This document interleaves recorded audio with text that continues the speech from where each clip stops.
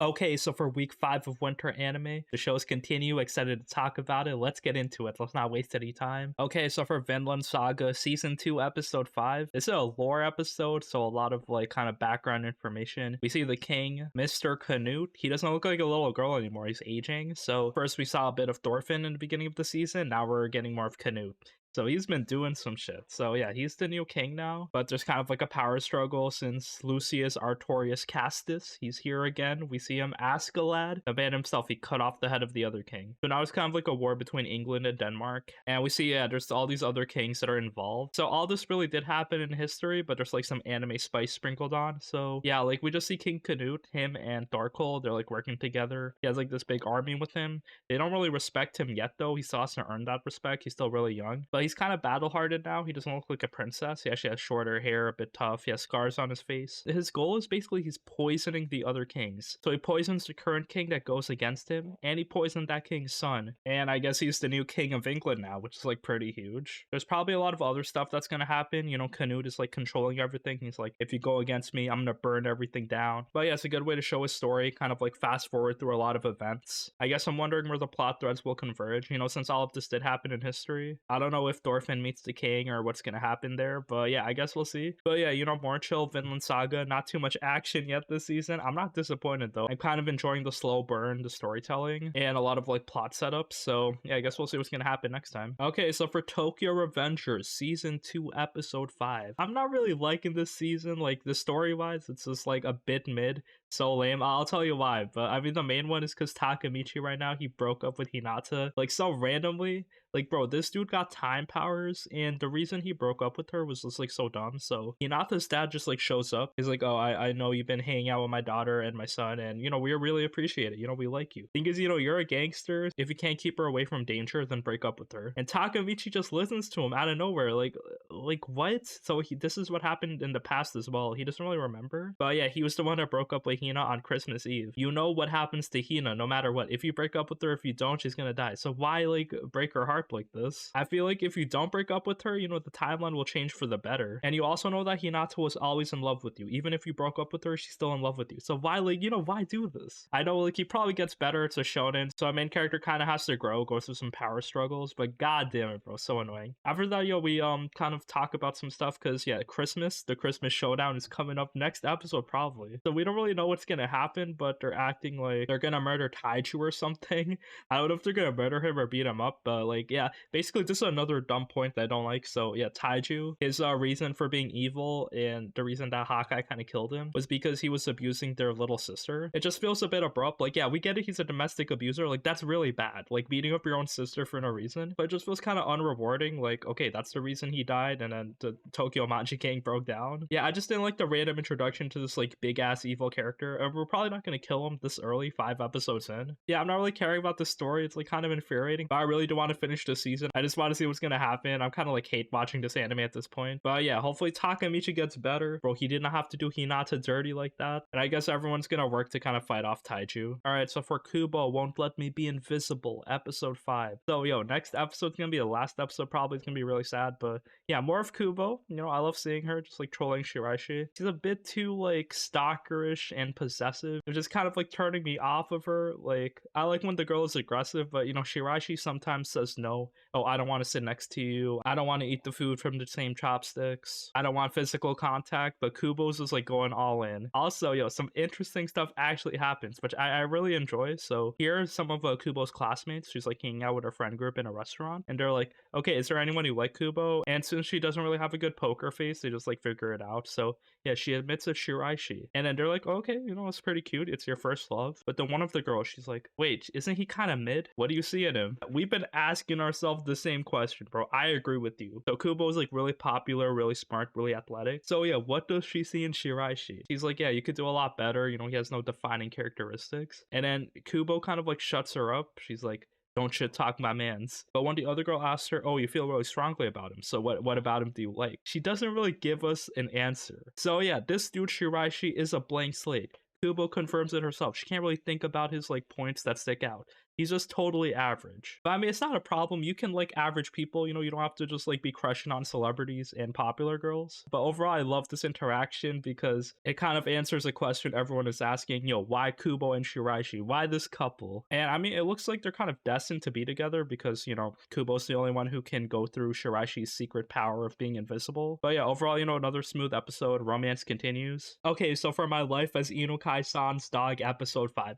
You thought I wouldn't talk about this anime anymore, but I have been keeping up. I'm kind of yelling at my screen because each episode gets so ridiculous. They're kind of amping it up. So yeah, not much to talk about each episode. You know, there's like one kind of big funny thing that happens. Here, the main thing is that Inukai, she's gonna go visit a friend and she's gonna bring the dog with her. And the thing is, the house next to the friend's house is the dog's old house. So before he got like body shifted into a dog. So he's like, okay, maybe if I can escape, go back to my house, you know, I could do something, kind of rescue myself, introduce myself to my parents. So yeah, to do that, the dog kind of fondles the friend. The friend kind of yeets the dog and throws him to the other house over. And there, the dog, he kind of sees a classmate in his room. So her name is Usagi, and she's kind of thick. I don't know why she's in the room, but I guess she's waiting for him. And then the thing is, like, she ends up jacking off on the corner of his table. So what the hell is happening?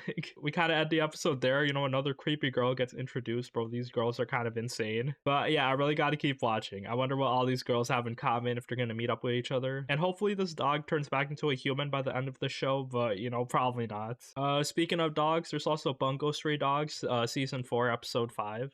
So it's kind of a continuation with like Rampo discovering the like evidence destroyer. So he's in the car with both of them. He kind of deduces that he was the killer, but then the driver kind of pulls a gun out on him. The thing is, that Rampo had this whole conversation recorded, so the police kind of surround them. Poe calls them in, and then yeah, it looks like he caught the bad guys. They're going to be arrested, but no, they have diplomatic immunity. So apparently, and the gun was not loaded, so they have like nothing on these guys. The thing is, Rampo uses Poe's power to trap like the evidence killer into like a simulation of the murder, and Rampo kind of deduces everything there, where that dude, he didn't really kill anyone besides the first writer. All these other guys are kind of like dead bodies that are like part of this mystery. So we're kind of just like working on a real life mystery type of thing, kind of like a Knives Out murder mystery. So the other guy admits defeat. So yeah, it seems all good. Like they kind of arrest him. He turns himself in. Then Rampo's like, if you share your ability to the guy, then he'll want to use their powers and you're going to be employed. So yeah, that seems good. But at the end of the episode, he gets shot. So there's like an assassin coming in to kill him. And then Rampo kind of hears this over the phone. So yeah, goddamn. We beat the villain. We turned him good, but then now he got killed. All right, and now for Handyman Saitou, episode 5. So bro, this anime is hitting so hard as an isekai. It's just like so fun. So here, kind of like there's like a fight inside of the dungeon actually. So yeah, we see Saitou with all his friends coming through, and they're actually fighting the assassin, the one with like shadow powers. And we get like his whole backstory. So damn, it actually goes pretty deep. So yeah, we saw how he fell in love with the witch once he like the witch sent him to hell. He came back with like 2 demon friends, and then he kissed the witch. And now we kind of got into a relationship with her. The thing is, this witch was under a curse that made her live for a long ass time until she found true love. So yeah, the fact that she found love makes the curse break, and now she's like kind of aging and she's about to die. So then the ninja assassin, he hears from the fairy that if you go into this dungeon, there's actually someone that like controls time, like a time witch, and if you like get their help, you can save this other witch. So yeah, that's his goal right now, and he's kind of like ambushing and attacking people until he gets deeper into the dungeon himself. So yeah, everyone's trying to stop him. Saitou and everyone else is there.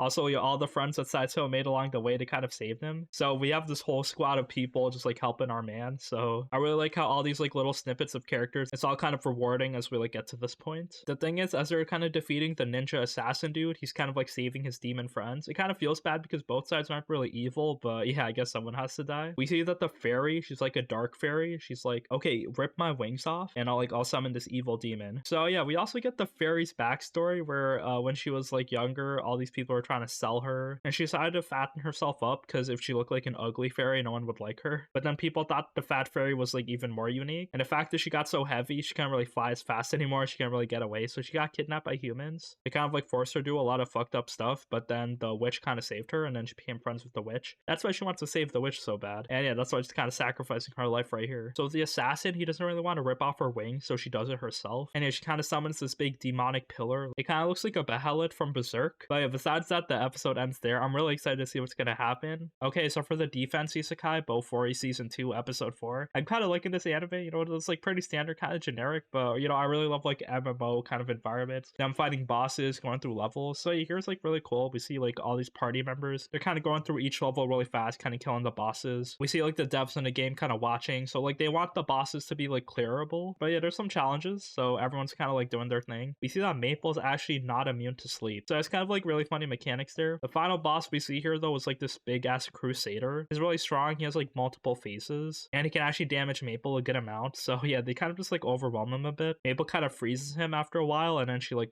does break core and then it kind of like disintegrates him, which was pretty funny. So yeah, they beat the boss. So yeah, I wonder what more adventures our team will have as this anime continues. So for Inspector this week, season 2, episode 5, we actually get like a new point in the story. We get reintroduced to another character. It's Rika. It's that hot emo girl. So she's the cousin of Kuro. And yeah, she's been missing for a while. She's been running away from Kotoko. They want to catch her. They think she's like gonna, you know, plan on doing something evil. And Kotoko, she can see like everywhere. She got spirits 24/7 on lock. So Rika's kind of hiding in kind of low-key areas. So yeah, I mean, it's fun to see her again. She's kind of on her own grind set doing her thing. And yeah, she wants Kotoko and Kuro to break up. So yeah, here she kind of moves into like this suicide apartment where the rent was pretty cheap because 3 people before committed suicide in this apartment back to back to back. So it's kind of unlucky. Rika has no fear though because, you know, she's kind of immortal. She actually talks to the super one time and then she rescues this kid crossing the street and she gets hit by a truck. But then, you know, she doesn't really get injured, so it's just another day. A lot of people are kind of disturbed by her, but you know, she seems nice enough. So yeah, after she like returns from the hospital, she kind of visits the super again. And then she kind of divulges her past to him and his girlfriend. We also learn about the origins of the suicide apartment where these kind of killings are kind of explained. It's not like haunted, it's not a ghost. It's more like the first person committed suicide and then the rent was really cheap. They're getting tenants with like broken backgrounds. So the second one is this girl that broke up with her boyfriend. And basically she had no money, no job. So yeah, she committed suicide after trying to like get a new start in life. And then the third murder was actually the girl's boyfriend. So it was kind of like too convenient why this happened. But I guess you just chalk it up to a coincidence. And yeah, that's it for Rika's story because she moves out a few days later. Yeah, the spirits tracked her down, so she can't really stay in one place for so long. And then after that she leaves, Kotoko comes in. She kind of like questions the super, oh, did Rika tell you anything before she left? He doesn't really snitch her out. And yeah, I guess that's it. All we know is that Kotoko is really annoying and Rika wants him and Kuro to break up. Also, when Kuro asks Kotoko what her biggest fear is, she doesn't really admit it. So that might be some foreshadowing. Okay,